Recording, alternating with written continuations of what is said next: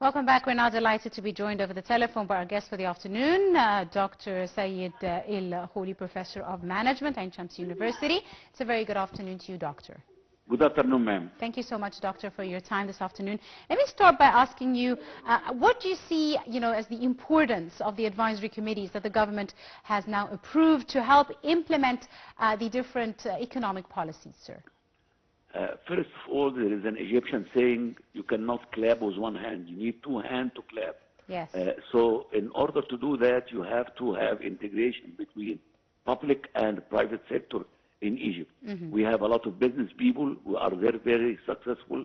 They built a great success when it comes to their private business, whether they export their own entire production and service overseas to many European countries.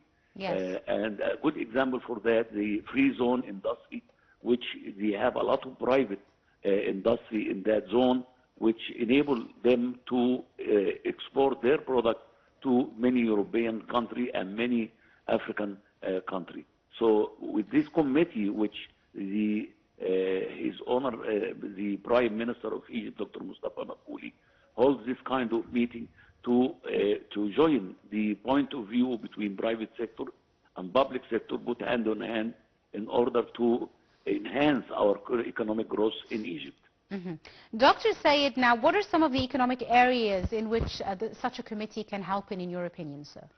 In many industries, for example, in pharmaceutical industry, there is a good effort on that. In technological industry, in information industry, we are really a good chance to have integration between private and public sector, and also a new direction now for mining industry and pharmaceutical and the chemical industry. We have a lot of integration between public and the private sector, which is already started a couple of years ago, and now we are extending this effort to many areas for integration between private and public sector. Right. Now, of course, this to really help the economic growth in Egypt in the near future. Yes, indeed. Doctor, now the state, of course, is working to integrate, as you said, the private sector into the economy. What are some of the most important steps have been achieved so far by the state in this integration, in your opinion? In many industrial zones in Egypt, they have this kind of success story. And I can, it's countless. They have many success story when it comes to this kind of integration. Yes. We have a public sector which is operated from the 50. They don't replace their technology and so on. And by integrating the private sector, the state-of-the-art technology, it comes to Egypt.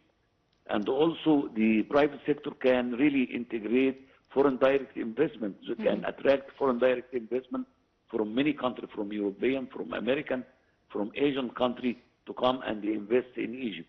So we talk about a triangle between Egyptian government, private sector, and foreign direct investment, which we have all different resources for enhancing this kind of industry.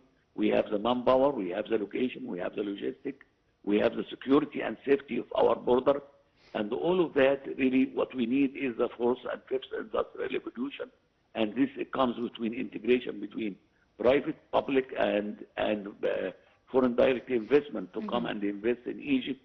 And I believe Egypt in the near future, it will be the hub of industry for Africa and for Middle East. Absolutely. Finally, Doctor, the state has taken many incentives and offered subsidies, and there is also the golden license, which has been issued to facilitate, matters for private sector investors. What is the impact of such actions by the state, like the golden license, etc.?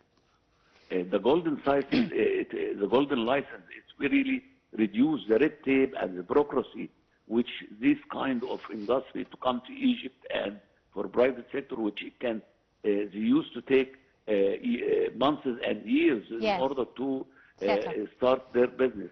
And with this kind of process, with the golden license, it takes several hours or not more than a week in order to get a license for starting up your business.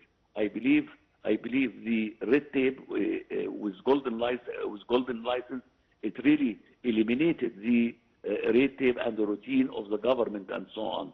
And I believe that is a good move from the Egyptian government to facilitate the private sector to come and invest in Egypt. And remember, in Egypt we are talking about made in Egypt. That is the slogan we are really encouraging in the future in order to produce all different products and services here in the land of Egypt. Absolutely. And we are ready to do that. Absolutely. Proudly Egyptian indeed.